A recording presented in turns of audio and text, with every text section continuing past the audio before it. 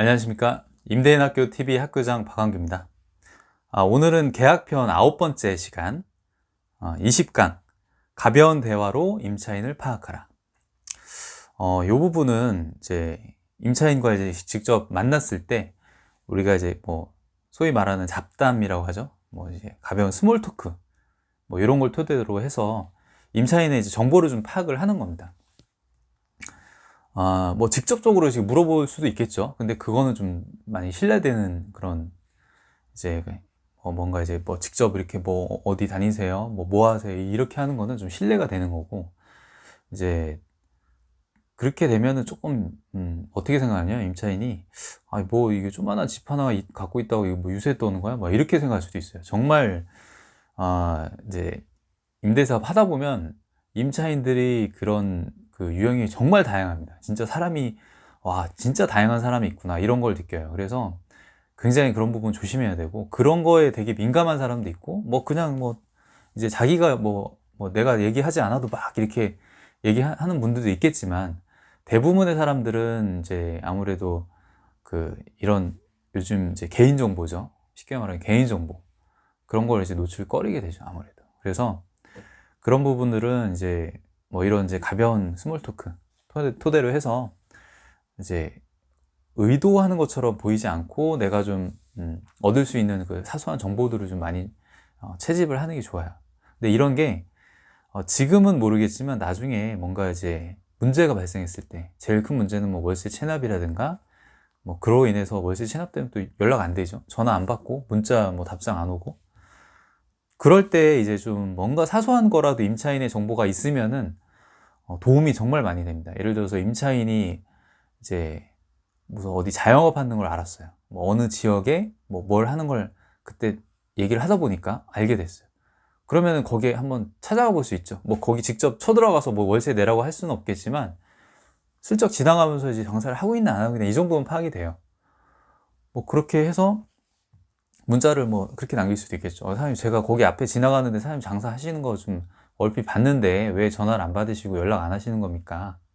정이 이렇게 자꾸 이렇게 하시면은 제가 한번 찾아봐도 될까요? 뭐 이렇게까지도 문자를 보낼 수가 있는 거죠. 그게 이제 그 당시에 계약할 때 그분이 뭘 하는지 좀 어느 정도 파악이 돼야지 그렇게 문자를 보낼 수가 있는 거고, 뭐 직장 다니는 분들은 뭐 직장을 이제 직접 쳐들어가거나 이렇게는 못해요. 정말 그렇게 하면 큰일 나는 거고, 대신에 이제 그쪽에 어느 쪽에 이제 근무를 하고 있다 이런 것만 좀 파악이 돼도 그런 뭐 회사가 뭐 어떻게 정리가 된다거나, 아니면은 뭐 그 회사가 좀 문제가 있다거나, 그래서 이 임차인이 이제 연락이 안 되는지 뭐 그런 것도 파악이 될 수가 있겠죠.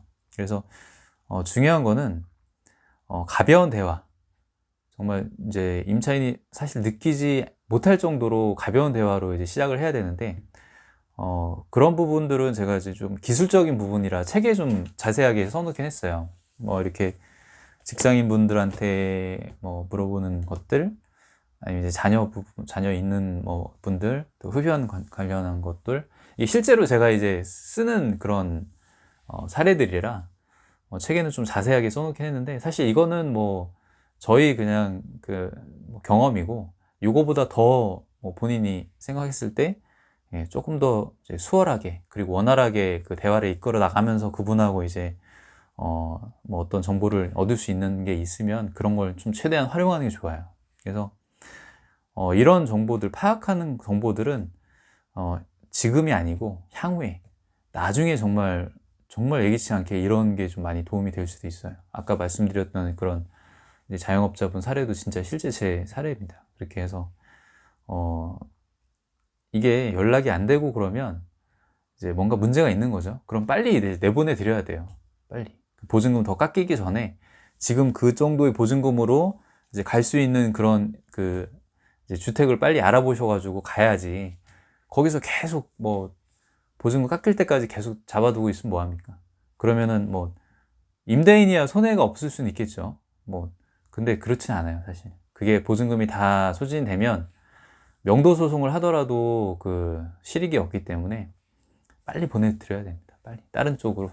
그리고 또 이제 삶의 질이 더 안 좋아지기 전에 지금 어느 정도 보증금 남아 있을 때 그 보증금으로 갈 수 있는 내가 갖고 있는 그런 주택하고 비슷한 주택으로 갈 수 있게끔 빨리 보내드려야 돼요. 너무 미련 갖지 말고, 상황이 사실 사람들이 경제 상황이 갑자기 안 좋아지면 그게 회복되는 것도 또 갑자기 좋아지진 않아요. 월세를 못 낼 정도로 이게 진짜 갑자기 이렇게 경제 상황이 안 좋아지면 빨리 보내드려야 되는 게 맞습니다. 보증금 빨리 지켜드리고 보내드리는 게 낫고. 그래서 임차인들은 정말 여러 가지 부류가 있어요. 생각하지 못한 부류가 많아요.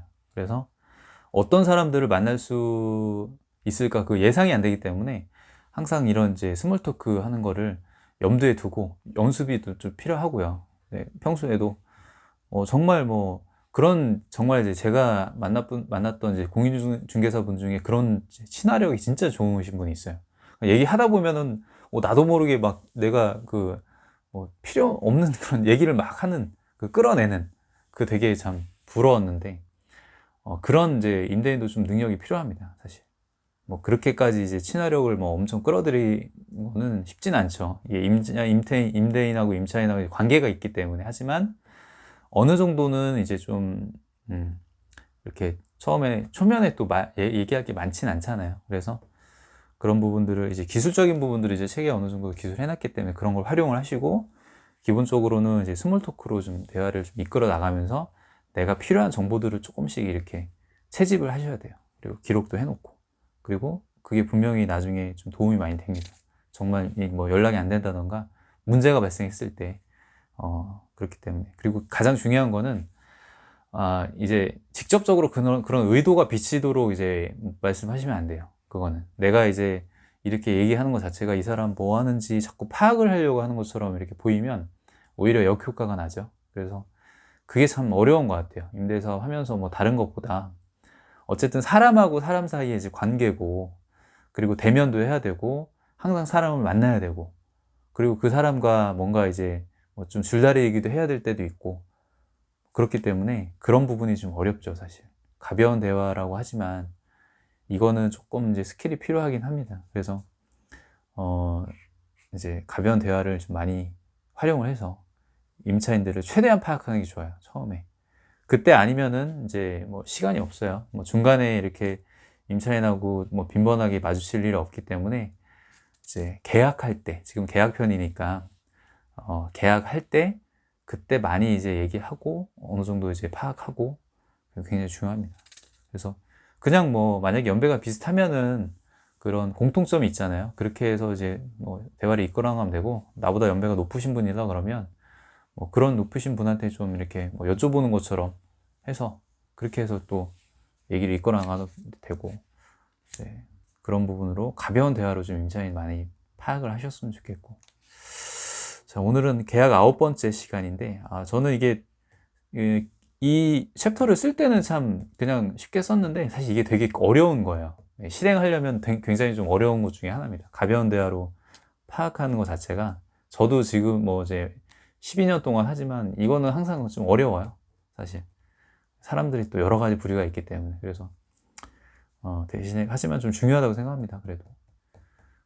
오늘은 이제 계약편 벌써 9번째인데 이걸로 마치고 이제 다음 시간에 또 뵙겠습니다. 감사합니다.